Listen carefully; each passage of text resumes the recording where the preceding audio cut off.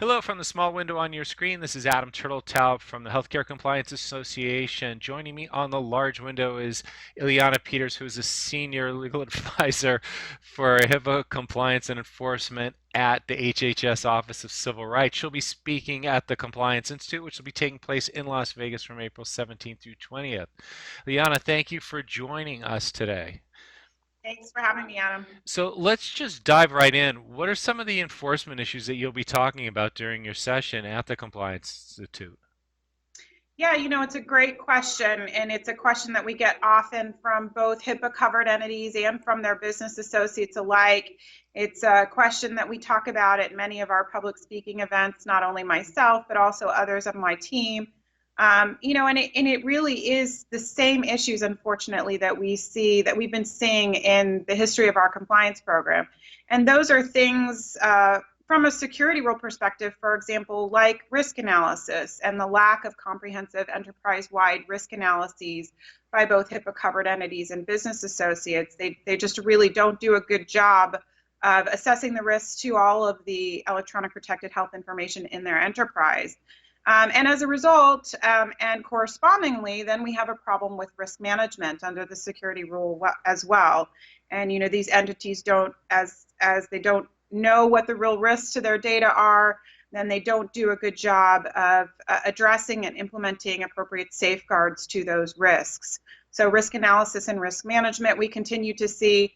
Encryption is also continues to be a problem for entities. And it's really important for covered entities and business associates to remember that although encryption is addressable under the security rule, addressable specifications are not optional.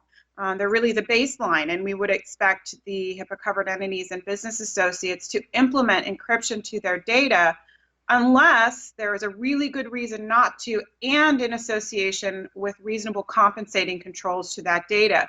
So not only is encryption your best defense against breaches, because if you have encrypted electronic protected health information, then a breach of that information doesn't need to be reported. But also, it's really your best defense against many different threats to your organization. And it's really important for entities to appropriately implement encryption in their organizations. Very good counsel. Is there anything else that you think people should get started on right now, even before they get to hear your session? Yeah, another great question. I do think that business associate agreements continue to be a problem for both HIPAA covered entities and business associates alike as well.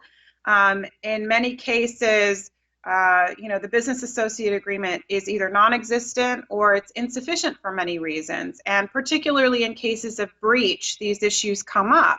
And unfortunately, it's not if you have a breach, but when you have a breach. And we're seeing a lot of issues with breaches at business associates, and so covered entities really do need to make sure that they've taken a close look at their business associate agreements and that they cover things like breach incidents and how the business associates are going to handle the breach incident, how the covered entities expect them to protect the data and handle those breaches. So those are also issues we're seeing as well. It's great insight and great advice too. Thank you for that, and thank you for joining us today. And I look forward to seeing you and all of you watching April 17th through 20 in Las Vegas for the 2016 Compliance Institute. I'm Adam Turtletaub from HECA saying thanks for joining us and have a really good day.